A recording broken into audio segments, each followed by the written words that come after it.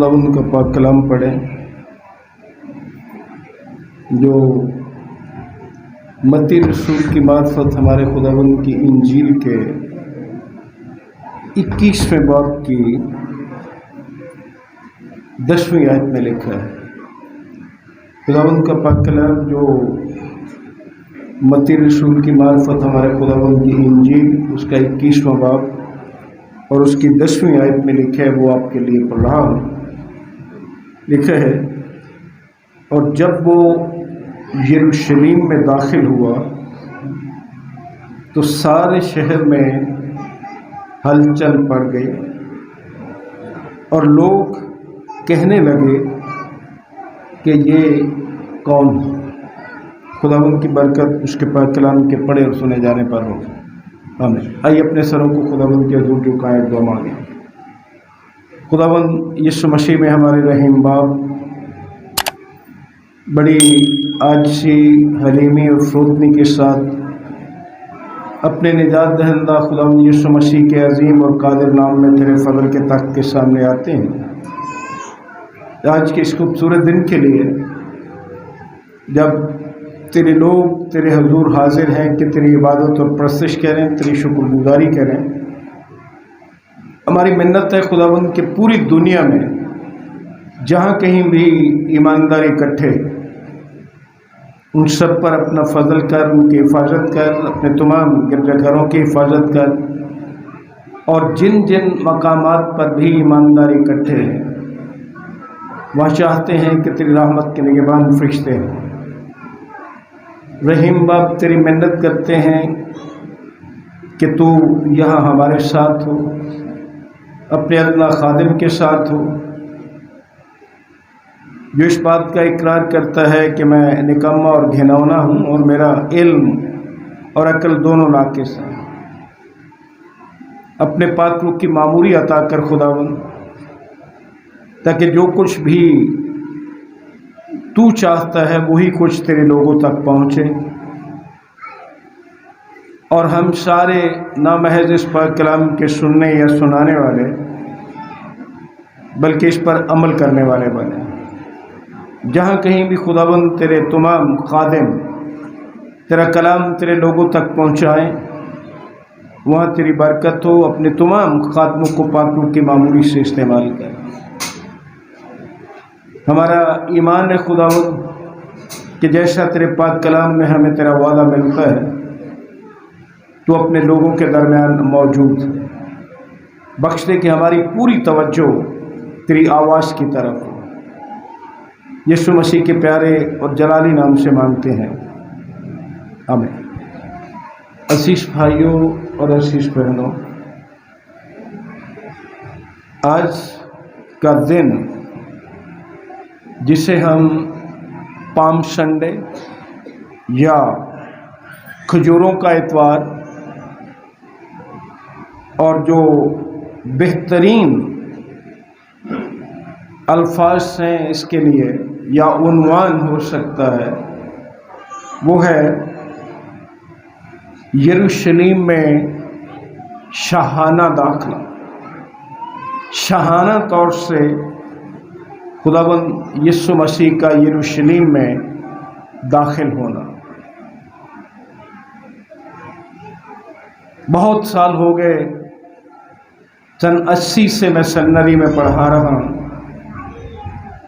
जितने साल भी गुजर गए खिदमत में, आज के दिन की मुनासबत से खुदावंद के पाक कलाम में से मुख्तलिफ पहलुओं पर गौर किया, पैगामात दिए। लेकिन आज जो बात या जो पहलू आपके सामने रखना चाहता हूँ वो उनसे ज़रा हटकर, क्योंकि हमने हलीमी और उसके शाहाना दाखिले, शागिर्दों के रवैये, जिस मालिक का वो गधा था उसके रवैये, बहुत से पहलू हैं, बहुत से मौज़ूआत पर आज तक पैगामात सुने हैं। लेकिन आज इस 10वीं आयत में जो कुछ लिखा है वो पहलू ذرا ان تمام پہلوؤں سے ہٹ کر اور متی رسول یہ بیان کر رہا ہے کہ آج یہ پہلی بار تھا جب یسوع یروشلم کے عظیم اور مصروف ترین شہر میں ظاہر ہوا یا نمودار ہوا، اور یسوع مسیح کو یہ معلوم تھا، وہ جانتا تھا کہ اس کی زمینی خدمت اس وقت تک پوری نہیں ہوگی، اس کے اس دنیا میں آنے کا مقصد اس وقت تک پورا نہیں ہوگا یا وہ کامیاب نہیں ہوگا جب تک کہ وہ اسرائیل کے شمالی حصے میں جو گلیل کے چھوٹے چھوٹے قصبے تھے وہاں سے نکل کر یروشلم کی عظیم ہیکل میں اس کا اعلان نہ کرے۔ یسوع نے 3 برس تک کفرنہوم، ناصرت، بیت سیدا اور چھوٹے چھوٹے بعض اوقات جو دور دراز کے قصبے تھے ان میں منادی کی، لوگوں کو تعلیم دی اور لوگوں کو شفا دینے میں گزارے، اور اسے یہ بھی معلوم تھا کہ اسے اپنا پیغام یروشلم کے عظیم شہر میں بھی پہنچانا۔ اب یروشلم وہ مقام تھا جہاں ہر نئے خیال اور نئے فلسفے کو جلد یا بدیر ختم ہونا ہوتا تھا،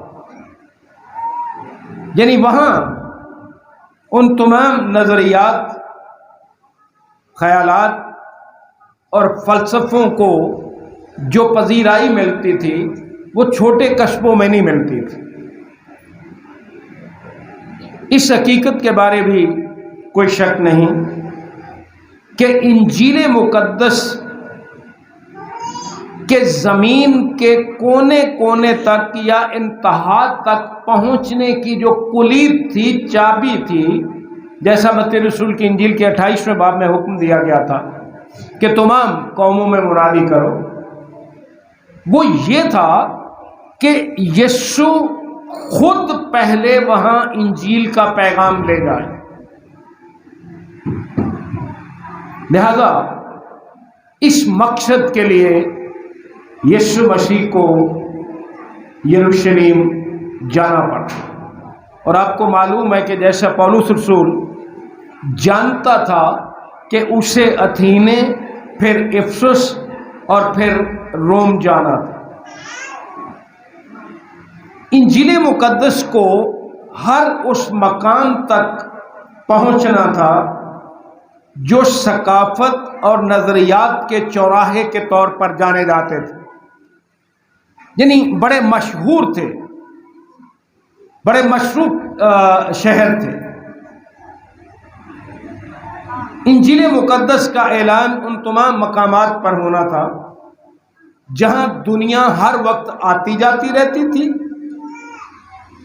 تاکہ انجیل کا وہ پیغام لوگ سنیں اور جہاں کہیں بھی جائیں اس پیغام کو اپنے ساتھ لے جائیں۔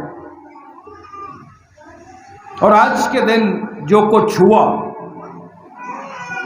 خداوند گدھے پر سوار ہو کر یروشلم میں داخل ہو، لوگ اس کی راہ میں کھجور کی ڈالیاں اور اپنے کپڑے تک بچھا دیں، لوگ نعرے لگائیں، ابن داؤد کو ہوشنا، مبارک ہے وہ جو خداوند کے نام پر آتا ہے، عالم بالا پر ہوشنا۔ یہ واقعہ یا یہ جو کچھ آج کے روز ہوا، اس کی بنا پر ہم کہہ سکتے ہیں کہ اس کا یروشلم میں آنا کوئی معمول کا واقعہ نہیں تھا، جو اس سے ہٹ کر تھا، اور یہ ایک حکمت عملی کا فیصلہ تھا کہ عالمی سطح پر زمین کے کونے کونے تک انجیل کو پہنچانے یا اس کی منادی کرنے کے لیے یہ ایک پہلا اور ضروری قدم تھا۔ لہذا جب ہم پام سنڈے یا کھجوروں کا اتوار یا یروشلم میں اس کا شاہانہ داخلہ کہتے ہیں، تو اس روز خداوند یسوع مسیح نے ناصرت، کفرنہوم، بیتانیہ جیسے مقامات کو پیچھے چھوڑ کر اپنے پیروکاروں کو یروشلم کی طرف وہ لے جاتا۔ چونکہ انجیل مقدس کا پیغام ہی درست پیغام ہے، اور اگر وہ اس پیغام کو زیادہ سے زیادہ لوگوں تک پہنچانا چاہتا تھا تو یروشلم ہی سب سے اعلیٰ مقام تھا،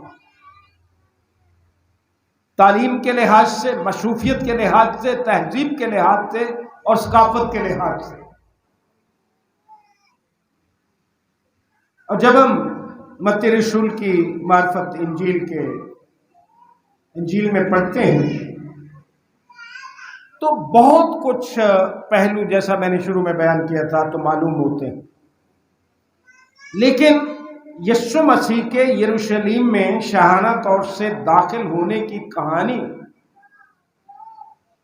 لوگوں کے دو گروہوں میں جھگڑے کہہ لیجئے، اختلاف کہہ دیجئے، یا تصادم پر نتیجہ خیز ہوتی ہے۔ اس کے یروشلم میں داخل ہونے پر دو گروہوں میں نظریات کا اختلاف ہے، ایک دوسرے کے مخالف ہیں۔ بھیڑ کے اکثر لوگ جو ہیں، یا بعض لوگ کہتا ہوں میں، جانتے تھے کہ یسوع کون ہے، اور آج میرا موضوع بھی 10ویں آیت کی بنا پر یہی ہے کہ یہ کون ہے۔ بھیڑ میں سے بعض جانتے تھے کہ یسوع کون ہے، کیونکہ انہوں نے اس کے بارے سن رکھا تھا۔ جب یسوع گدھی کے بچے پر سوار ہو کر یروشلم میں داخل ہوا تو ایک گروہ جو ہے اس کا رد عمل کیا تھا، یا وہ کیا سمجھتا تھا؟ وہ سمجھتا تھا مبارک ہے وہ جو خداوند کے نام پر آتا ہے۔ تاہم وہاں یروشلم میں ایسے لوگ بھی موجود تھے جنہیں کچھ معلوم نہیں تھا کہ یسوع کون ہے۔ آج اپنی آبادیوں میں، اپنے شہروں میں، اپنے گاؤں میں دیکھیں کتنے گرجا گھر ہیں، کتنے لوگ انجیل کی منادی کرتے ہیں، کتنی تعلیم ہے، لیکن آج بھی آپ کو ایسے لوگ ملیں گے جنہیں کچھ معلوم نہیں کہ یسوع کون ہے۔ یہ لوگ شاید وہاں کے جو رہنے والے لوگ تھے، رہائشی تھے، اور جو مذہبی زائرین ہوتے تھے، مذہبی فریضہ انجام دینے کے لیے یروشلم میں آتے تھے، شاید یہ وہ لوگ ہوں جنہیں پتہ نہیں تھا کہ یہ کون ہے۔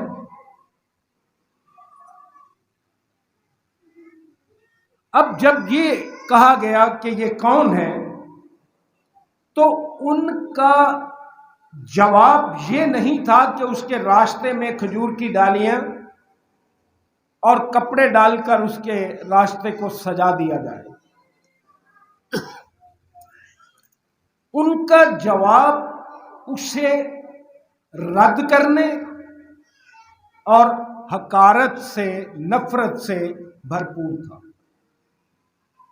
مطلب یہ کہ جب انہوں نے کہا یہ کون ہے تو وہ اس انداز سے نہیں کہہ رہے تھے کہ یہ کون ہے جس کا اس قدر شاندار استقبال کیا جا رہا، بلکہ ان کے دل میں یسوع کے لیے حقارت پائی جاتی تھی۔ کون ہے؟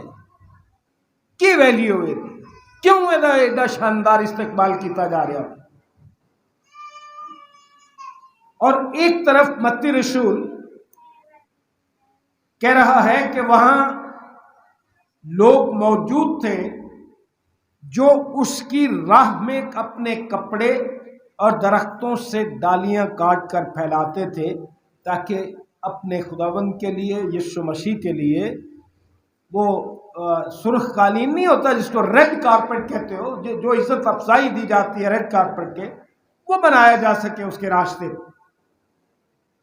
اور جس کے بارے انہیں معلوم تھا، وہ یقین رکھتے تھے کہ یہ وعدہ کیا ہوا مسیح ہے، یہ خدا کا بیٹا ہے، اور جس کے بارے کم از کم ان کا خیال تھا کہ یہ ابن داؤد ہو سکتا ہے،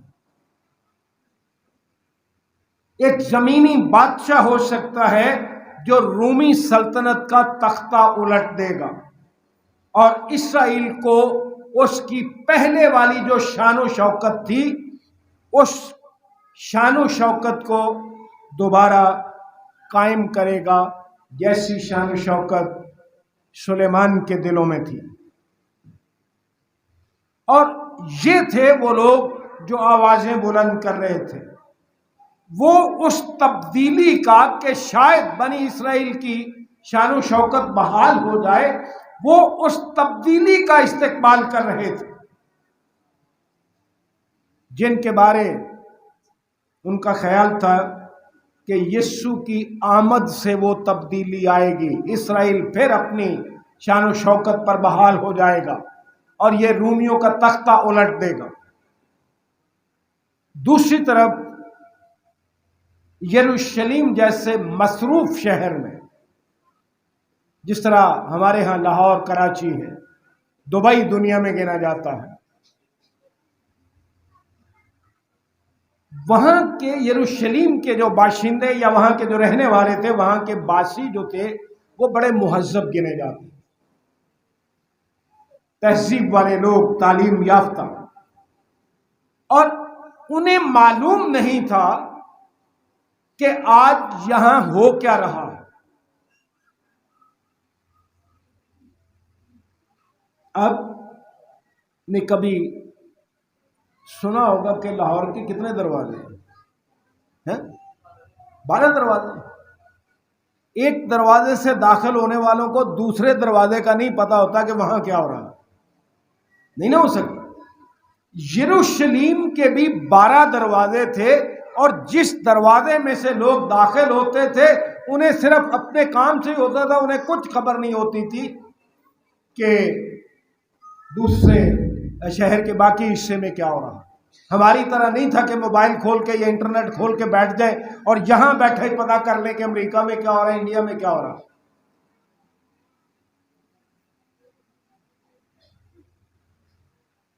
یروشلم کے دروازوں میں داخل ہونے والے اپنے اپنے کاموں میں مصروف ہوتے تھے، اور یسوع مسیح کے شاہانہ طور پر وہاں داخل ہونے کے واقعات کا جو مشاہدہ کرنے والے تھے انہیں معلوم نہیں تھا کہ یہ جو ہلچل ہے، یہ جو ساری ہنگامہ آرائی ہو رہی ہے، یہ اتنا شور مچا ہوا ہے، اس کا مرکز کون ہے، کس کی وجہ سے یہ ساری ہلچل ہے، کس کی وجہ سے یہ ہنگامہ آرائی اور شور و گل. یقیناً ہم سمجھ سکتے ہیں کہ کچھ فریسیوں نے یسوع کی تعلیمات اور اس کے بارے اور اس کے معجزات کے بارے ضرور سنا ہوگا، اور میرے خیال میں کچھ رومی عہدیدار جو تھے وہ پچھلے 3 برس سے، جب سے خداوند نے خدمت شروع کی تھی، یسوع پر نظریں جما کر بیٹھے ہوئے تھے، کیونکہ ہر روز اس کی پیروی کرنے والے بڑھتے جا رہے تھے. ان کی نظریں اس پر تھیں کہ یہ کون جس کے پیروکاروں میں روز بروز اضافہ ہوتا جا رہا ہے. اگر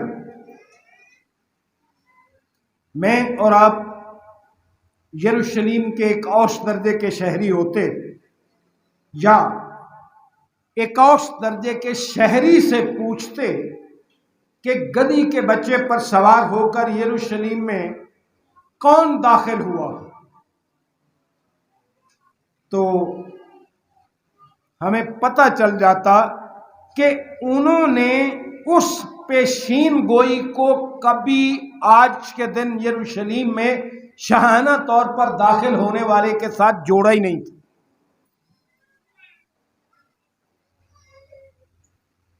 جس نے یا جس پیشین گوئی میں آج کے واقعات کی خبر دی گئی تھی، اس کا مطلب یہ ہے، جب ہم یہ کہتے ہیں کہ لوگ کیا سوچ رہے تھے، یہ پوچھ رہے تھے کہ یہ کون ہے، تو اس کا مطلب یہ ہے کہ ہر کوئی شہر میں نعرے نہیں لگا رہا تھا۔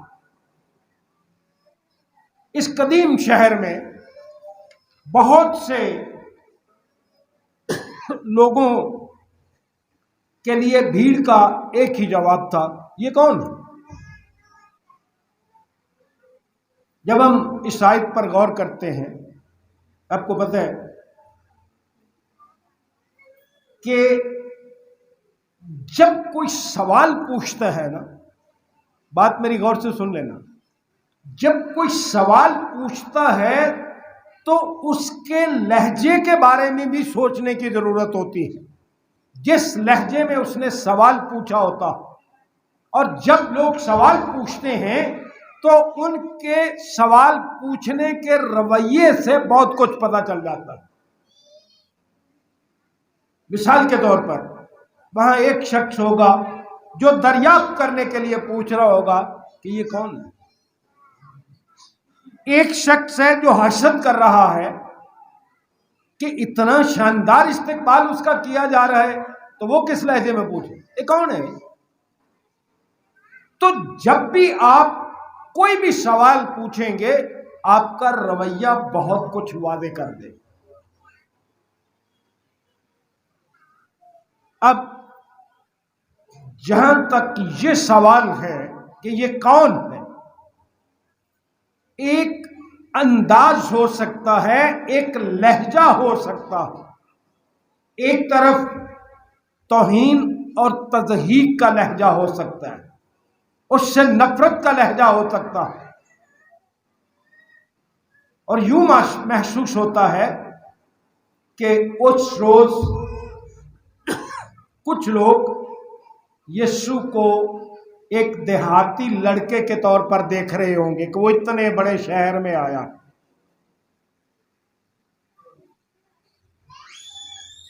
اور پھر یہ بات بھی کہی جا سکتی ہے کہ چونکہ یروشلم ایک ماڈرن اور مصروف ترین شہر تھا، اور یسوع مسیح اس فیشن اور اس تہذیب کے مطابق کپڑے یا لباس پہنے ہوئے نہیں تھے۔ ایک لوگوں کے لیے یہ بھی حیرانی کی بات تھی کہ یہ کون ہے؟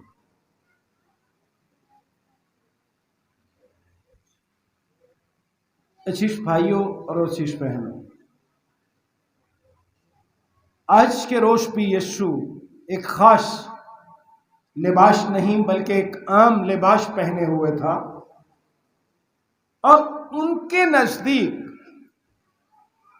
یہ بری بات تھی کیونکہ وہ رومی فاتحوں کی طرح سفید گھوڑے پر سوار ہونے کی بجائے ایک گدھے پر سوار ہو کر یروشلم میں آئے، اور انہیں زکریا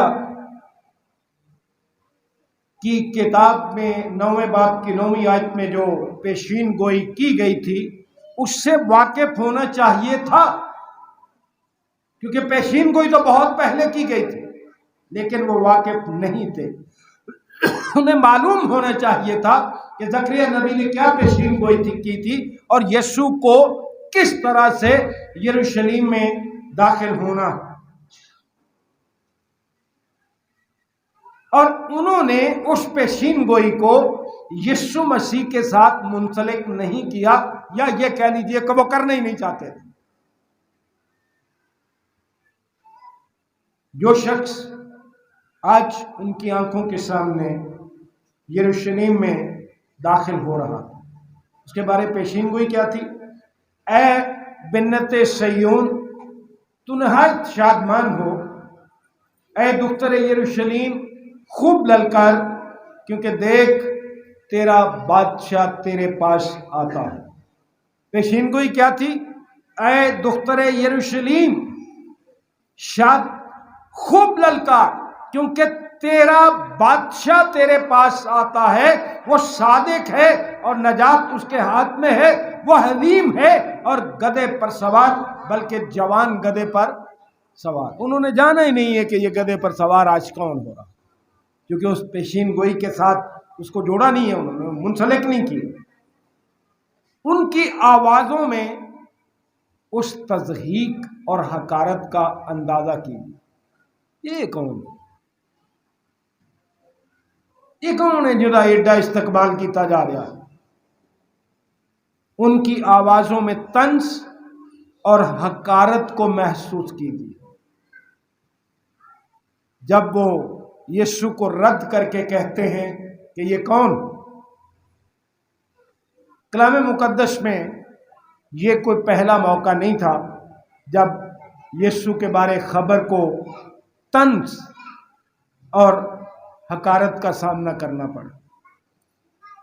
اگر آپ یوحنا رسول کی معرفت ہمارے خداوند کی انجیل پہلے باب کی 46ویں آیت پڑھے تو وہاں بھی یہ تضحیک اور حقارت محسوس کی جا سکتی ہے۔ کیسے بنے؟ جب فلپس نے نتنیل سے کہا کہ وہ چاہتا ہے کہ وہ یسوع سے ملے، جس کے بارے فلپس ایمان رکھتا ہے کہ یہی مسیح ہے، اور وہ چاہتا تھا کہ نتنیل بھی اس سے ملے۔ جب نتنیل کو معلوم ہوتا ہے کہ یہ یوسف کا بیٹا یسوع ناصری ہے، یعنی ایک چھوٹے قصبے ناصرت سے ہے، تو اس نے کیا کہا؟ بڑی عزت دی اسے۔ اس نے بھی یہی حقارت دکھائی تھی۔ کیا اس کے کیا الفاظ سے؟ اس نے کیا کہا تھا؟ کیا ناصرت سے کوئی اچھی چیز نکل سکتی؟ آج ان لوگوں کا پوچھنا، کہنا کہ یہ کون ہے، یہی حقارت اور تشہیر۔ اگرچہ یہ الفاظ ہمارے کانوں کو اچھے نہیں لگتے، تکلیف دہ ہو سکتے ہیں، لیکن ہو سکتا ہے کہ یروشلم میں لوگ ہمارے خداوند کے بارے یہ تصور رکھتے ہیں۔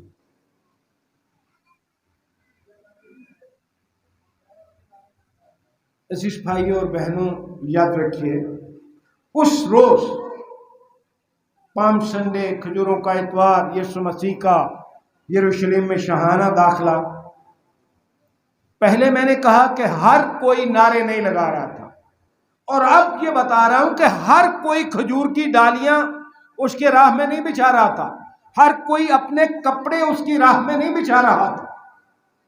اس بھیڑ میں ایسے لوگ بھی موجود تھے جو اس کا مضحکہ اڑانے میں مصروف تھے۔ وہ لوگ بھی وہاں موجود تھے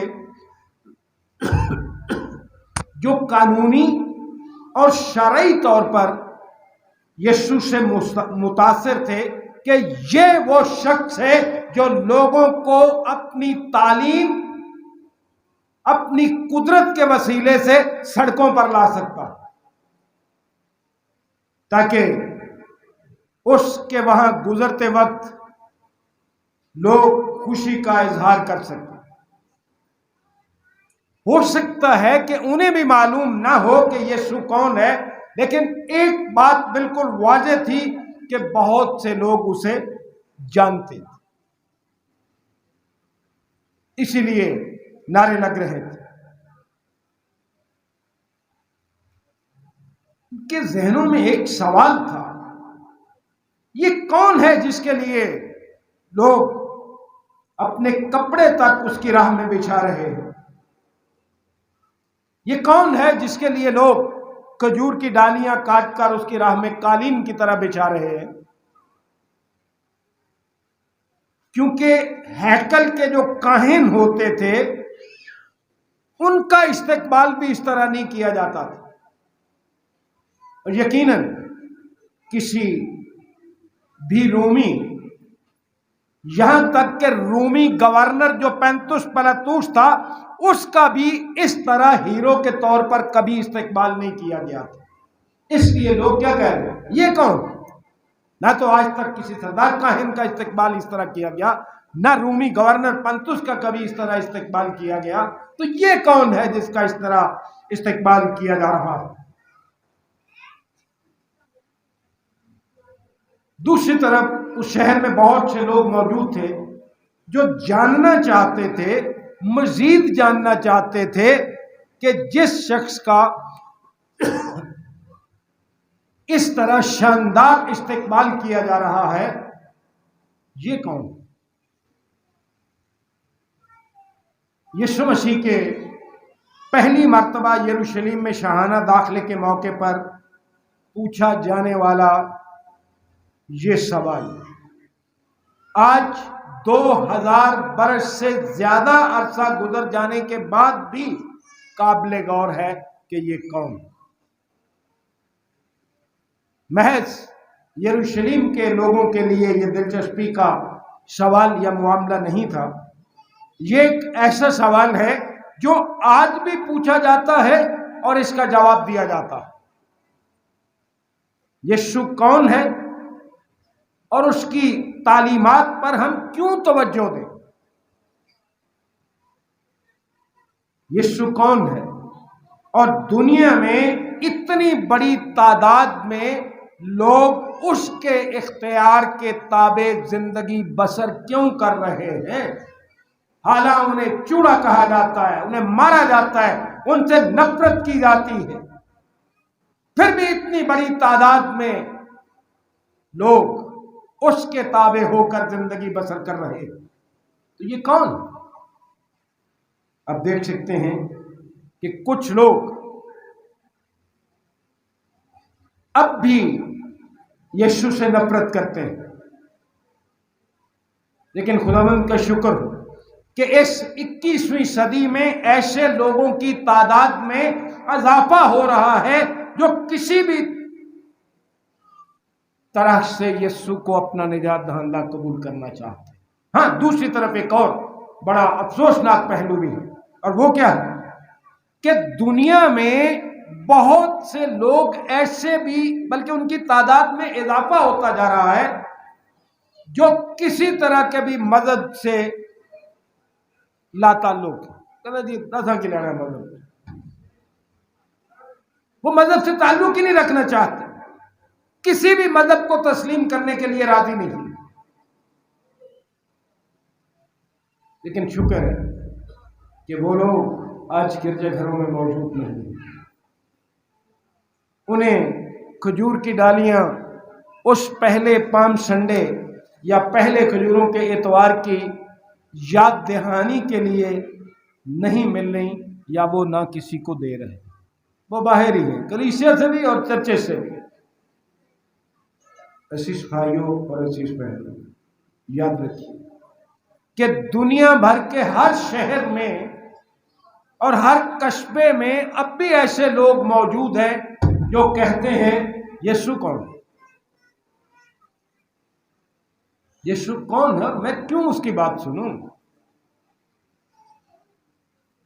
بہت سے مذاہب اور فلسفوں سے بھری ہوئی اس دنیا میں، جہاں لوگ یا تو یہ سمجھتے ہیں کہ تمام مذاہب ایک ہی جیسے ہیں، یا یہ کہ غیر واضح یا مشکوک روحانیت ہی وہ سب کچھ ہے جس کی ہمیں ضرورت ہے، اس طرح کے لوگ۔ لیکن ہمارے لیے اس سوال کا جواب بہت اہم ہے۔ ہم جو خداوند کے نام سے کہلاتے ہیں، ہم جو مسیحی کہلاتے ہیں، آج گرجا گھروں میں عبادت کے لیے اکٹھے ہوئے، ہمارے لیے اس سوال کا جواب انتہائی اہمیت کا حامل ہے۔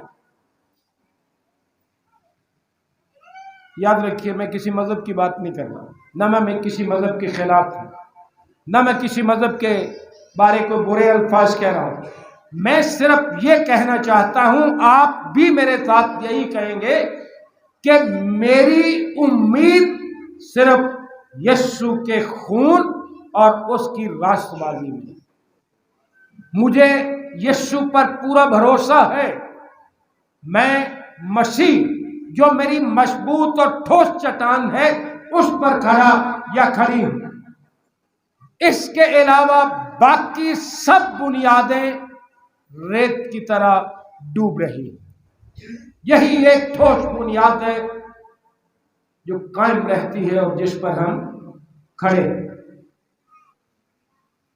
سوال کا جو دوسرا رخ ہے وہ موجودہ دور میں بھی لاگو ہوتا، ایسے لوگ ہیں جنہوں نے یسوع سے جو کچھ سنا اور جو کچھ انہوں نے دیکھا ہے وہ اس سے متاثر ہیں، اور وہ حیران ہوتے ہیں کہ یہ کون ہے جو ایسی چیزیں حاصل کرنے کے قابل ہے۔ اب ذرا غور سے سنیے جو میں نے یہ جملہ کہا، دنیا میں بے شمار کتابیں ایسی ہیں جو مہینوں بلکہ سالوں سے الماریوں میں پڑی ہیں، کوئی نہیں انہیں دیکھتا، کوئی نہیں انہیں پڑھتا، ان پر دھول مٹی جمی رہتی،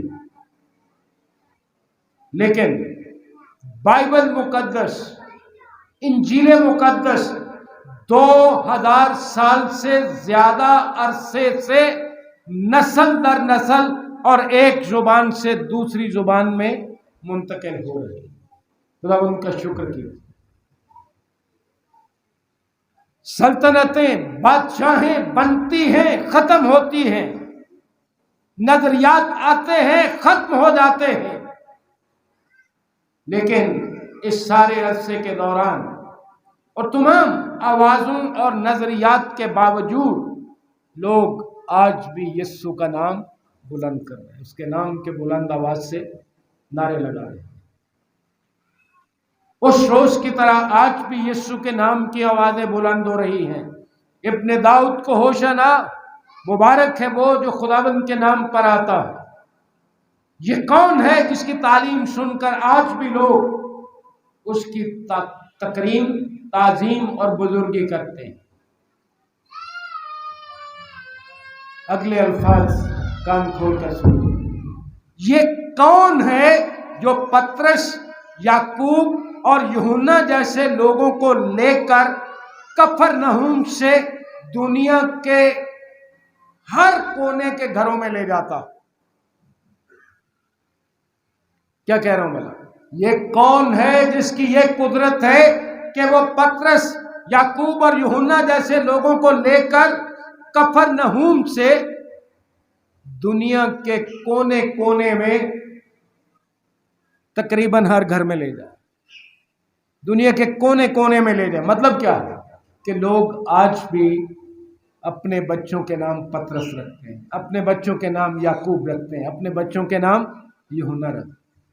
یہ اسی کی قدرت ہے کہ کس طرح سے وہ چھوٹے عام لوگوں کو لے کر ان میں قدرت پیدا کرتا ہے، ان کو قدرت بخشتا ہے کہ دنیا کے ہر کونے میں اس طرح سے بھی وہ چلے جائے۔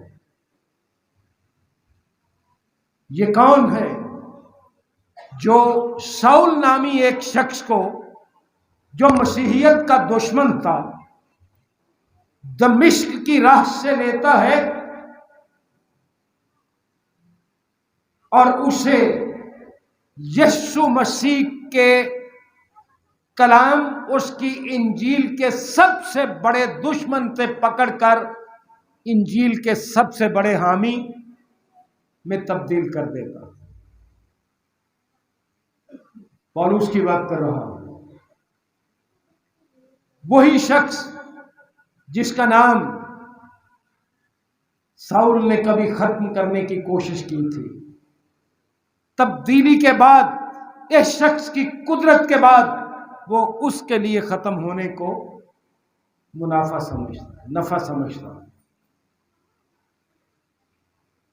असीस भाइयों और असीस बहनों, जब आप संजीदगी से गौर करेंगे कि ऐसा कौन कर सकता है, तो मालूम होगा कि सिर्फ और सिर्फ कादिर मुतलक खुदा ही ऐसा कर सकता है। तो सारे इस पैगाम का नतीजा क्या हुआ? यह कौन है का जवाब क्या निकला कि यह कादिर मुतलक खुदा। ये सवाल उस दिन उस हजूम में भी था, और आज हम सब से भी जवाब के इंतजार में है कि हम क्या जवाब देते हैं। जब आप ये कहते हैं कि ये कौन है, तो अपने अंदर सोचिए कि क्या आप ये अल्फाज हकारत और तज़हीक के साथ कहते हैं, या आप यीशु के बारे एक बेहतर नजरिया रखते हैं। सोचिए, क्या आप इसराइल में उन लोगों जैसा नजरिया रखते हैं? और मुझे मालूम है, मेरा मुशाहिदा है कि बहुत से लोग जो दुनिया में हैं वो यही नजरिया इस्राइल के नजरिए के हामी, जो उसे एक नबी मानते हैं।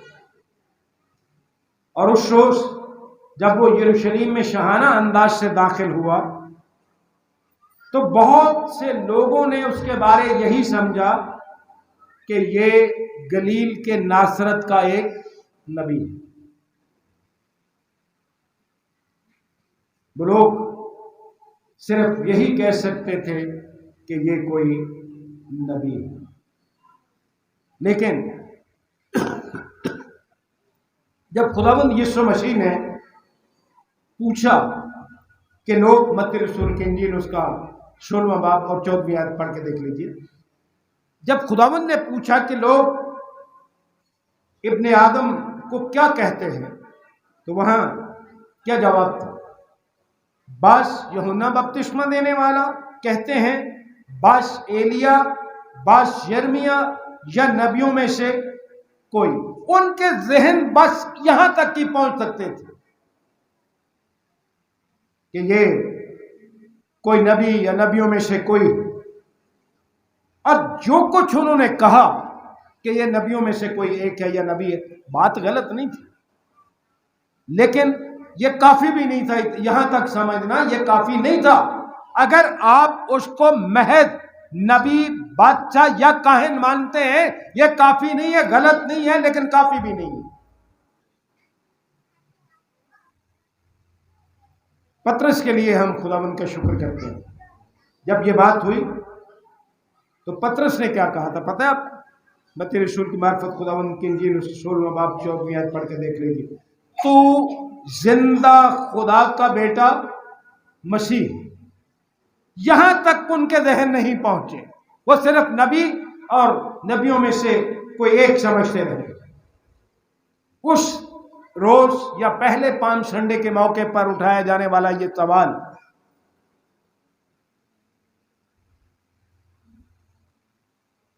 इसका जवाब दरअसल यही था